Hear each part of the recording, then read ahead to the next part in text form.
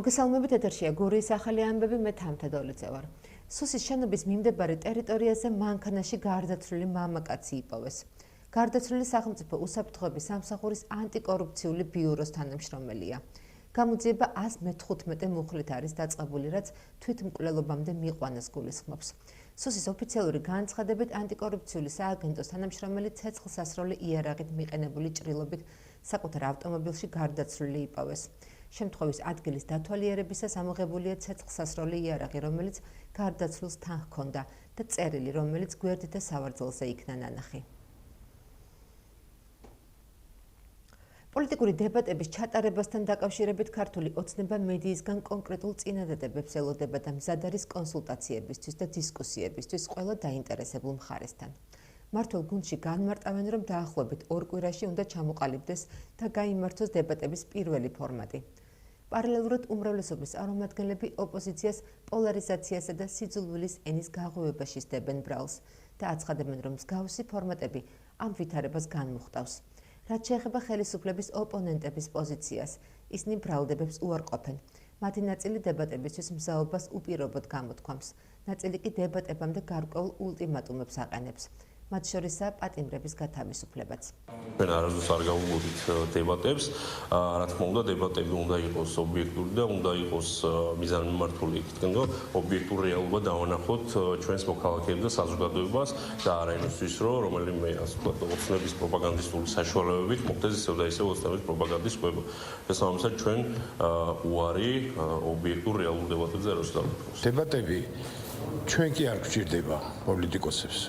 დებატები ჭირდება ხალხს. ხალხს არ უნდა უთხრა უარი, რომ უშუალოდ გაიგონ ოპონენტებისაგან რის გაკეთებას აპირებენ, როგორ აპირებენ. ჩვენ დებატებზე კი არ ვთქვით უარი, საცირკო სანახაობაზე ვთქვით უარი. ახლაც ვიტყვით უარს, თუ ვინმეც მოუნდება საცირკო სანახაობის ჩატარება და ეს ეხმიანება იმ პირველ თქვენს კითხვას. შენ თუ გინდა მართლ პარტიას ეპაექრო, მართული პარტია ვისაც გადაწყვეტს, რომ კონკრეტულ საკითხზე გამოიყენოს შენთან პაექრობაზე, თქვა თუ თემატური იქნება. ეპაექრე იმას. გივი თარგამაძემ 7 თვიანი პატიმრობის შემდეგ რუსთავის პენიტენციური დაწესებულება დატოვა. გათავისუფლების შემდეგ თარგამაძემ მედიასთან სამომავლო გეგმებზე ისაუბრა და აღნიშნა, რომ ხელისუფლების შეცვლისთვის ბრძოლაში კვლავ ჩაერთვება. ცნობისთვის თარგამაძეს წულუკიანის კომისიაზე გამოუცხადებლობისთვის 7 თვიანი პატიმრობა და 2 წლით საჯარო თანამდებობის დაკავების აკრძალვა მიესაჯა. ის 2025 წლის 27 ივნის ვაკის პოლიციის განყოფილებასთან თავად მივიდა. შეგახსენებთ, 7 თვიანი პატიმრობის შემდეგ ამავე მიზეზით დაკავებულმა სტრატეგია აღმაშენებელის ლიდერმა გიორგი ვაშაძემ რუსთავის ციხე 23 იანვარს დატოვა. პარტია გირჩი მეტი თავისუფლების ლიდერმა ზურაბ ჯაფარიძემ, რომელიც ასევე წულუკიანის კომისიაზე გამოუცხადებლობის გამო დააპატიმრეს, ციხე 19 დეკემბერს დატოვა. რა თქმა უნდა, გული მეთანაღრება იმაზე, რომ მე გამოვედი და ამდენი ხალხი რჩება საპატიმროებში, ნამდვილად ბედნიერი ვიქნებოდი, ბერობოლო გამოდიოდი, ყველა გამოსული რა იყოს, მაგრამ სამწუხაროდ ჩვენ ვერ წყვით თამას ჯანმრთელობას უსურვებ იმ ხალხს, იმიტომ რომ ახლა უსურვო ხნეობა და გამძლეობა რამ ხელა აქვს დიდი ხანია დამამტკიცეს. მე ვხედავ ჩემ თავს ამ ბრძოლაში ნებისმიერ ადგილას სადაც საჭირო ვიქნები და აუცილებლად ყველაფერს გავაკეთებ ამისთვის, ცოტა ორიგინალურ გარემოში მომიწია ჯდომა მოგეხსენებათ. ნუ ახლა ჩემ ქვემოთ იჯდა ადამიანი, რომელიც სასჯელს იხდის ჩემი მკვლელობის ცდილობისთვის. ანუ ამაფეთქა, იქ სადღაც გვერდზე იჯდა ადამიანი, რომელიც ამაფეთქების საქმის ბლოკირებას აკეთებდა სუსიდან თავის დროზე. ნებისმიერი პოლიტპატიმრის განთავისუფლება არის ჩვენთვის დიდი სიხარული. ზოგადად არ უნდა გავთავროთ ბრძოლა იქამდე, სანამ ქართული ოცნება იარსებებს ხელისუფლებაში.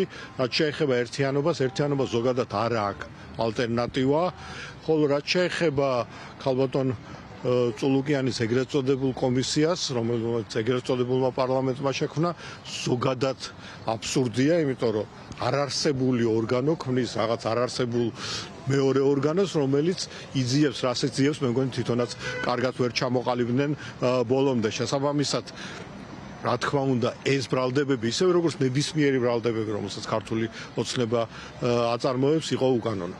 ვანჩხუთის მუნიციპალიტეტის სოფლებში ნიგზიანსა და ღრმაღელეში 2 საბავშვო ბაღი აშენდა. რეაბილიტაცია უტარდება რამდენიმე სააღმრთელო დაწესებულებას. უწყების განცხადებით ზოგიერთ კონტრაქტორ კომპანიასთან სამუშაოების შეფერხების გამო არსებული პრობლემების მიუხედავად რეგიონში ინფრასტრუქტურის მოწესრიგება რამდენიმე მიმართულებით მიმდინარეობს. ყველა ბავშვი, ვინც არის ჩვენთან მშობლებს გვაქვს ურთიერთობა და ბავშვები არიან ისეთი მოლოდინით, ეზო მოწონთ, სათამაშოები, ყველაფერი რა ვიცი, დიდი აღფრთოვანებით ელოდებიან. ხმაღელის ბაღი გათვლილი არის 50 ბავშვზე, აღჭურვილი არის ყველა საჭირო ინვენტარით, რაც ამ რაოდენობის ბავშვს ესაჭიროება. ჩვენ დღეს ღრმაღელში და ნიგზიანში დავათვალიერეთ ბაღები, რომელიც უკვე ორშაბათიდან მიიღებს ბავშვებს და რაც თავისთავად არის სასიხარულო ძალიან. ჩვენ აქტიურად გავაგრძელებთ მუშაობას იმისთვის, რომ მსგავსი ინფრასტრუქტურა გურიის რეგიონში აქტიურად გაგრძელდეს მშენებლობები და დაიწყოს ახალი მშენებლობები იქ, სადაც ამის მოთხოვნა არის. ინფრასტრუქტურა თანამედროვე სტანდარტებს შეესაბამება და შექმნილია ის გარემო, რაც ჩვენს აღსაზრდელებს ჭირდებათ. ჩვენ ვაგრძელებთ მუშაობას ამ მიმართულებით და რა თქმა უნდა, ბევრი სიახლე გვექნება ის პრობლემური ობიექტები, რომლებიც არის ამ მიმართულებით დარჩენილი. რა თქმა უნდა, მივიყვანოთ ბოლომდე და ჩვენს პატარებს უნდა შევთავაზოთ თანამედროვე ევროპული სტანდარტის ინფრასტრუქტურა. მუნიციპალური განვითარების ფონდის ჩართულობით საპროექტო და სამშენებლო სამუშაოები სპორტულ კომპლექსებსა და სტადიონებსაც აქტიურ ფაზაშია. გურიაში საგზაო ინფრასტრუქტურის მოწესრიგებაც პრიორიტეტული მიმართულებაა. სამუშაოები მოიცავს აღმოსავლეთ-დასავლეთის საერთაშორისო მაგისტრალური გზის გრიგოლეთი-ქობულეთისა და სამტრედია-გრიგოლეთის მონაკვეთებს. პრემიერ-მინისტრის ინიციატივით ერთ-ერთი უმნიშვნელოვანეს პროგრამას ჩაეყარა საფუძველი, რომელიც გულისხმობს სპორტული ინფრასტრუქტურის მოწყობას ქვეყნის მასშტაბით და განვითარებას. ამჟამად ვიმყოფებით გურიის რეგიონში, სადაც სხვადასხვა ქალაქებში ჩვენ დავათვალიერეთ, მოვინახულეთ და განვიხილეთ ის ტერიტორიები, რომელზეც უნდა მოეწყოს შესაბამისი ინფრასტრუქტურა. მოვინახულეთ სამტრედია-გრიგოლეთის დარჩენილი 6 კილომეტრის სამუშაოები, რომლებსაც ესწრება საერთაშორისო საზედამხედველო კომპანიის წარმომადგენლები, ასევე საავტომობილო გზების თანამშრომლები, ასევე ვნახეთ გრიგოლეთი-ქობულეთის დარჩენილი 3 კილომეტრის სამშენებლო სამუშაოები.